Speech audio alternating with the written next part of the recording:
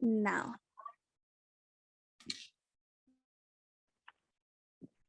Hello, Eunisses, once again. Thank you for being in the space with us today. We're all excited to get the chance to get to know you better and see why you're running for CD1. So, like you know, we had a mayoral forum a couple months ago in February. So therefore, the questions will be the same, if not similar. And then the rules that we had there will also be applying to our council member interview series that we'll be having. So the ground rules will be all candidates will be asked the same questions and will be allowed 90 seconds to answer. Time limits on statements, answers, and responses will be enforced by youth moderators during the Q&A. Youth moderator may interrupt any candidate if the moderator believes the candidate is straying from subject matter. Then also we will have our timekeeper, Giovanna. She'll be putting up like signs. You can keep an eye on her when, from counting down from 90 seconds. And then all closing statements offer each candidate an opportunity to speak about themselves rather than make charges or attacks. So we just want to, highlight that. So we'll go ahead and get started. So we want to start off with an intro question. If you can please tell us about yourself, your campaign, and why you're running for city council to represent your district. And for this question, you'll have 2 minutes. Thank you so much. Thank you again, everyone, for having me and letting me join you all space today. My name is Eunisses Hernandez, she, her, hers. I was born and raised in CD1 and have lived in Highland Park for over 30 years, my whole life. I've seen the changes in this district, and I'm running because there's been a lack of leadership for the last 9 years. For the last 9 years in Highland Park, we've seen the Latino population decline by 10%. We've seen that in Chinatown, there's no hospital. We're seeing record numbers of evictions, record increases in rent. And I do my day job. I work on criminal justice reforms and alternatives to incarceration and building out solutions that keep us safe, because I am a survivor of harm and violence. I've had loved ones go to prisons, regular jails and migrant jails. And, all of it criminalized because of lack of stable housing, lack of access to mental health services and drug treatment. And so that's why I've dedicated myself to building out the solutions that will prevent harm, but that will also help us heal from the harm and, make sure people aren't continuously disenfranchised from our communities. I've helped build coalitions at the state level and at the county level to move hundreds of millions of dollars back into community to build out services for young people, such as Measure J. A lot of that money, we want to come back to community. We got $100 million in that. And then we also built coalitions to stop jail construction in LA County, where we brought the hundreds of people together, thousands of them, and dozens of organizations thank you, Giovanna, to stop LA County from building a women's jail in Lancaster. And they wanted to build a mental health jail in downtown in Chinatown. And we stopped that by working together, by building the coalition and showing them like, look, you don't have to build that. You can actually build access to mental health care and services. So, I'm running because a lot of folks in my district are not going to last another 4 years. And it's time that we bring those coalitions, those wins, those successes, those values of not leaving people behind to City Hall. Thank you. Thank you so much, Eunisses, for answering that question. Just for a quick highlight before we jump into the questions. So all the questions will be referring to Council District 1 and City Hall. And these questions were created by not only the coalition, but also they come from a youth survey that was put out in the LA City. So our first question will be on homelessness and the housing crisis. And I'll go ahead and pass it to Giovanna. Hi again, my name is Giovanna. I am a new resident of Council District 1, and I had to do a lot of looking for housing in this district, and it can be really difficult. And even now, it's still going to be really steep for me, So because of that, housing is super important. So based on the 2020 Greater Los Angeles homeless count, there are approximately 4,061 youth who are unhoused, which does not include living in unstable housing. With the Greater Los Angeles count happening again this year, this number can well go up. Do you believe that youth homelessness is an issue? And how do you plan to address it? And what policies would you enact to make sure affordable housing is available to all, especially for young people? That's a great question. 100% yes. Supporting like youth getting housed, but also it being a critical issue. In this district, I've seen young people go into tents with their families So it's not, it's happening to a lot, and people have housing insecurity that I don't have to tell y'all, but like couch surfing, a lot of transitional age youth, there are no services for transitional age youth. So once they age out of foster care, many of them fall through the cracks because there's no support. And something I've done in my J job is to actually try to build out access to housing and services for transitional age youth in Long Beach by working with not an abolitionist architectural firm called Designing Justice, Designing Spaces. But one of the things that I plan to do is to quickly begin to possess ourselves of hotels and motels in this district with state money to, buy them so that we can begin to house young people immediately. We don't have to wait to build the infrastructure. We can actually, just buy these hotels that haven't recovered from COVID-19 with state money, because there's millions of dollars sitting in the state money. The city just refuses to get it and refuses to buy these hotels and motels. But we can't refuse and sit by while people are experiencing homelessness. So that's why I'm not taking any corporate money from real estate or developers, because we want to only be accountable to community in that way. But those are the first things that we're going to do, is to immediately begin to house young people, and then also focus on making sure we have housing for folks who are LGBTQ, gender diverse people, young people who are not documented, who are not citizens, and yeah, making sure that we hyper focus those housing, because there's not really available also for transitional age youth. And Thank you so much, Eunisses. Our next question will be on youth development and youth investment, and I'll go ahead and pass it to Sandra. Hello, my name is Sandra. I feel like having a youth development is really important for me and to everyone else, because we are the future, and that's the number one thing I feel like we need. The city of Los Angeles currently invests about $82 per youth, which is like nothing. 800,000 of our young people have so much potential. We need resources to support and continue to feel empowered. What are your plans to create the youth decision making the power in LA City Hall, and how will you create more pathway opportunities for youth employment aside from the Higher LA Youth Program? Thank you for that question. So there are several reports, and I think that you all have had a hand in putting together, that provide several recommendations about what we could be doing. Some of these recommendations you can find in my platform. I include them in my public safety platform, and it's around investing in young people. So that calls for art as diversion. It's called for mentorship programs. It calls for the building of infrastructure of youth hubs. Also, a lot of these recommendations come from the Measure J work. In Measure J, we specifically put language in that ballot initiative so money could go to young people. So there was a youth ad hoc developed so that young people could get together to figure out, okay, what do we want our Measure J money to go to? And they said 1.5 million to youth hubs, physical youth hubs, and then also virtual ones.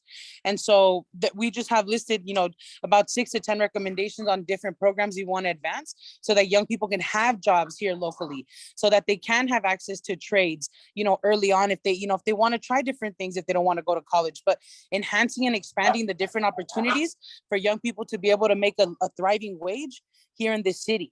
And, expanding the program so once they're there, they can also be homeowners, because that's how we build intergenerational wealth in this community. And many of us cannot buy homes in this district, but expanding, and, that's like many years from now, at least for me, but it's an opportunity for, young people to be able to have an opportunity to own land. So, I mean, there's a lot that we want to do, but investing in young people is something I want to do, and fight for the money to make it happen, and move in money from our city budget to do that. So without a doubt, would support all the efforts that you all have called for and recommended there, and doing whatever I can in my capacity to build out the leadership position so that the policy for young people is coming directly from young people and is not being made by other people. So whether that's ad hocs, but also giving these spaces power. And I don't know if you all want ad hocs, maybe it's the youth development department, and actually, doing deep hires of young people from the district and the city.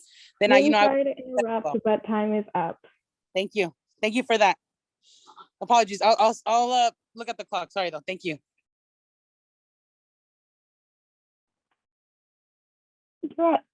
Sorry, we're all good, Eunisses. We just want to make sure, for the other interviews, we're all the same and fair. Yeah, quality. So I'm about that. Thank you. Thank you. But we see your passion in answering these questions. So the next question will be on public safety. And I'll go ahead and pass it to Jackie. Hi again. So I'm Jackie. Like Araceli mentioned, I'll be asking about public safety. And I know that you sort of mentioned it earlier when you were speaking about yourself. So I hope that I hope that you can answer this question um, in a manner that, like, I don't know how to phrase it. I'll just ask the question. In mid-2021, there were 18,753 youth arrests according to data from the Advancement Project. In order to keep young people feeling safe in their communities, what is your plan to reduce crime, prevent youth from being victims of crime, and from being criminalized? We right now, the responses that we have to harm and violence and crime are reactionary. So the harm happens, the crime happens, you call 911, or the response occurs, after this harm has been impacted on us, or it's been done. And so what I want to do, excuse me, is to heavily invest in programs that will prevent harm and violence.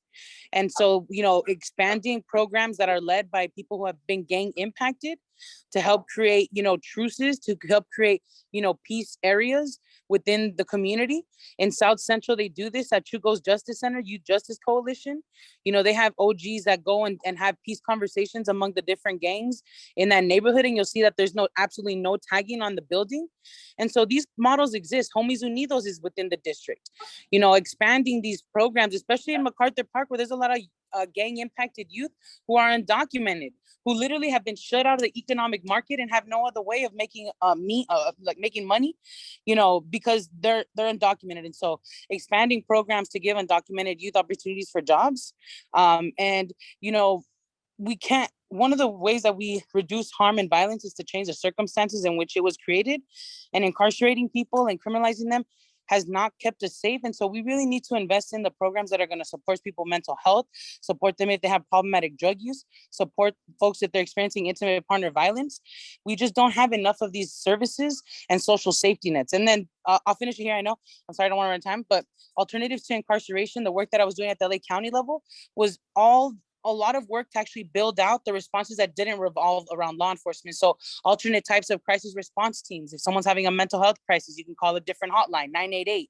Expanding the access to mental health urgent centers, to sobering centers, all these different places and different numbers and teams that actually are resources show up that aren't the police. And so we don't have enough of that right now. And that's what I'm going to invest in, and what's what we've been working on at the county level. So just bringing it down here. And transformative justice and restorative justice practices as well is included in alternatives to incarceration. Awesome. Thank you for answering my question, Eunisses. We'll be transitioning to a question on mental health, and I'll go ahead and pass it to Michelle Lita. Hi, my name is Michelle. I'll be asking you about mental health. I think we should create importance in this mental health. Some people will prioritize schoolwork or living up to people's hopes and expectations. It can be a little stressful, and we forget about our own mental health and like the people's around us. And that's not including the effect of social media impacting the youth. Globally,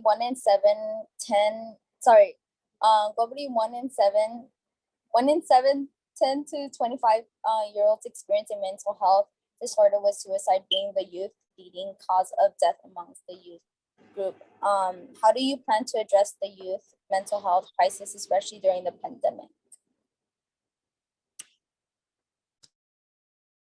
Thank you for that question. A few of the things that I would work on to expand is to create opportunities for young people to have purpose and spaces outside of their home, and access to actual mental health resources. Right now, many schools don't have, 5 days a week, librarians or nurses or people who provide mental health services. So I would really push to fight to make our schools like these resource hubs. The infrastructure already exists. Why are they closed on Saturdays and Sundays? Why are we not providing meals, mental health services, housing referral, case management services at school, 7 days a week. And so investing in access to mental health services is the first step, because right now we don't have enough of it. And even the ones that exist, it's not very culturally humble. The Department of Mental Health in LA County is the second department to get sued every year, right behind the Sheriff's Department. Why? Because the Department of Mental Health is letting people fall through the cracks. And so it's also about knowing which programs to expand for young people. Not everything works. So I just, creating access to care, I think, is the most urgent piece, particularly in our communities that usually are criminalized for behavioral health needs. And which is, when you look at the statistics reported by $1 Million Hoods, the people who, especially for the young people that get mostly put into probation camps and, suspended and arrested, are like the top 2 zip codes are South Central. And so we know where they're forcing people into criminalization. So it's doubly investing in these areas.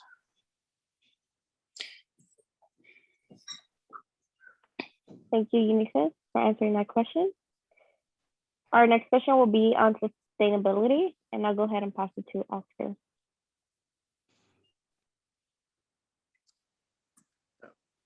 Thank you, Araceli. So my question for you is, the Earth's climate is changing in response to increasing concentrations of greenhouse gases and pollutants in the atmosphere, largely as a result of human activities. While many politicians have planned to address climate change, what is your vision and plan when it comes to making it easier to live sustainably in Council District 1 and dealing with the climate crisis that we're currently living here in Los Angeles? The 2 biggest pieces for me would be to expand and implement the access to safe bike lanes and safe crosswalks, because right now people don't feel safe crossing the street, walking in the street, and they don't feel safe biking. And people often say, oh, bike lanes are an example of gentrification. I'm sorry, but that's BS. I went to Miguel Contreras High School and all of their bike tracks were filled with dozens and dozens of bikes of all these young people. There's no safe bike lanes by Miguel Contreras. And so, expanding that access so we don't have to rely on cars. The second piece is to make all public transportation free and to make it accessible. Right now, people are trying to get charged fares again. And even you can't even access the public transportation in certain areas of the district. We had an event in Elysian Park, and people couldn't get all the way to the top where we were through public transportation. And so it was a real learning lesson for us. And so making sure you can get anywhere in the city, anywhere in the district, and public transportation is something, we're going to really fight for, and pushing the Metro Board to do, and doing whatever we can to create that accessibility so people don't have to choose, am I going to pay the fare, or am I going to be able to buy lunch today? And then, thank you. And so the next piece is also to remediate oil wells. I don't know if you all know this, but in CD1, there are over 700 oil wells. Most of the oil wells in the city and in the county have been capped and closed, yet the ones that exist in CD1 have not. Literally, they're having oil spills in the middle of the city of LA. They're putting development on oil wells and having it it's ridiculous. So what I'm going to do is fight to close down these oil wells, remediate the land, create jobs to clean up those land so that people can actually be around that space without getting contaminated. Thank you.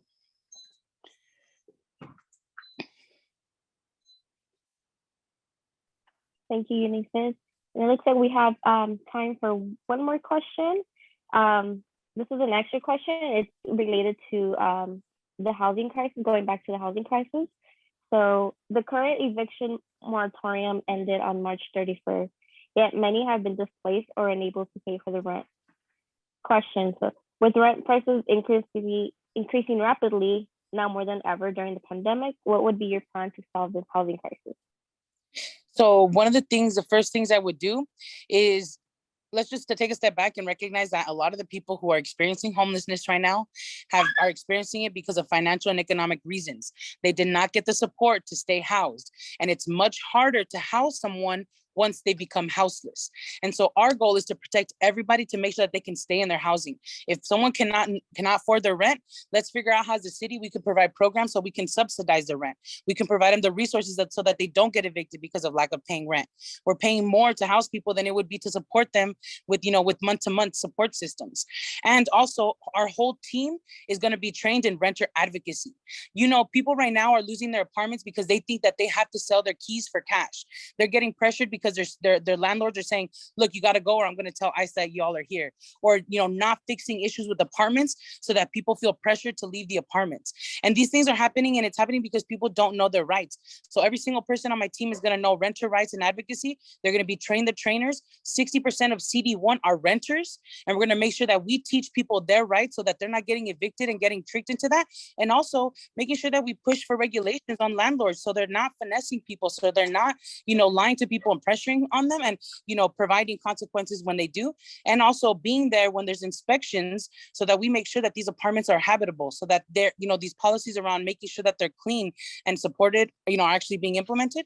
So those are some of the things we're going to do, is protect people and make sure that they stay housed, because right now that's not happening. I'm not taking any money from these special interest groups because I'm not accountable to them. I'm accountable to the community.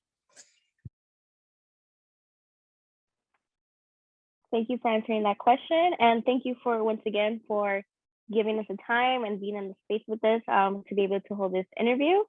So now we're gonna let you do a closing statement for another 2 minutes.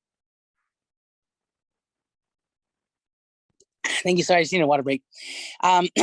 So again, thank you so much for your time. We don't get another chance at this seat until 2026. And so if you're from this district right now, I'm pleading to you. And if you're not in the district, I'm pleading to you too, because he's the chair of the housing committee, and the housing policies impact everybody in the city, not just CD1. So let's recognize that. We don't have another chance at this seat until 2026. We don't get a chance at this in November. Only I qualified for the ballot and the incumbent qualified for the ballot. So whoever gets the most votes in June's wins it outright. And so if you're thinking about volunteering, if you're thinking about plugging in, if you're thinking about sharing, now is the time to do it. We have 29 days or 28 days left. And so we are not taking any money from special interest groups. Our average donation is less than $100 because it's from community. And that's the way we're keeping it. Most of the people on our team door knocking are from CD1 or have been displaced and evicted from CD1. And that's why we're fighting. And so I urge you, please tap into our campaign, support us. We need a historic amount of support. If you can't support, that's what I would tell y'all, because we don't get another chance at this in November. This is going to be done in less than 28 days. Thank you.